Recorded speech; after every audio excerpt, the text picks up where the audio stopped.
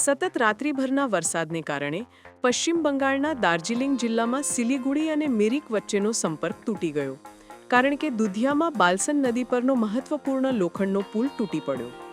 અવિરત વરસાદે આ પ્રદેશમાં અનેક ભૂસ્ખલનને પણ પ્રેરિત કર્યો, જેના પરિણામે ઓછામાં ઓછા 6 થી 14 લોકોના મોત થયા અને સંપત્તિ અને માળખાકીય સુવિધાઓને ભારે નુકસાન થયું. ભારતીય હવામાન વિભાગે અગાઉ દાર્જિલિંગ સહિતના ઘણા પેટા હિમાલયન જિલ્લાઓ માટે અત્યંત ભારે વરસાદની ચેતવણી આપતા રેડ અને ઓરેન્જ એલર્ટ જારી કર્યા હતા. પુલ તૂટી પડવાના અને ભૂસ્ખલનને કારણે વાહન વ્યવહારને ગંભીર અસર થઈ છે, જેના કારણે મુખ્ય રસ્તાઓ કપાઈ ગયા અને નગરો અલગ પડી ગયા છે.